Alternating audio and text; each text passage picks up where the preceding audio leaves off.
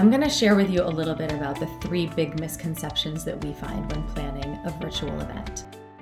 The first is that a platform is plug and play and that your people will stay through the entire experience. First off, platforms can come off as plug and play, but there's actually a lot that goes into first selecting one that meets your goals and meets your needs and meets your budget. But also that even once you've selected one, there's a lot you can do to kit it out and customize it to make the experience meaningful for your attendees, to make the brand look and feel resonate with your audience and sell your product or your company, and to make the experience robust, but also meet the goals of your event. And with that, you have to put into practice some things that will actually get your people to stay through the session. We know that everybody's attention spans are limited right now and that we're coming to them only through this virtual box. So you have to break things down in ways that will make it compelling and interesting and change things up a lot for people. So we call that snackable content, where your sessions are much shorter and you enliven things with questions and answer periods or breakouts where people can connect with one another, or some social experiences that feel different in this moment.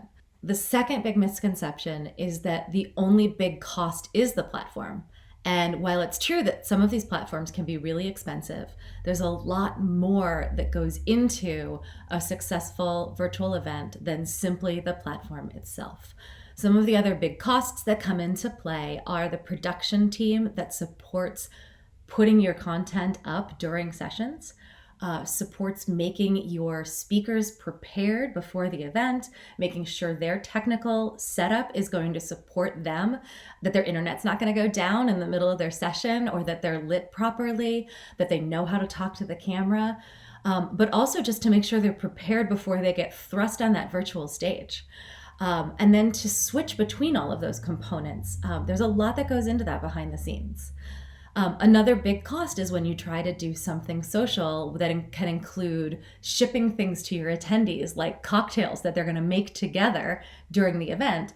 That sounds fantastic. It does cost something.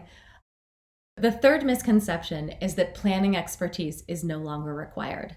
There are just as many factors that go into planning a virtual event as go into a live event, except that they are behind the scenes and they're digital, and so we don't see them as much. But it is a brave new world out there, and there are so many new factors to understand and take into consideration when you're putting together winning content for your attendees. So we're here to help, and we will be that safety net for you from the beginning, from conceptualizing what you want to get out of this and setting your goals through the day of the event and making sure your attendees have an amazing experience. So you can call us anytime and get a free consult. We're here to help.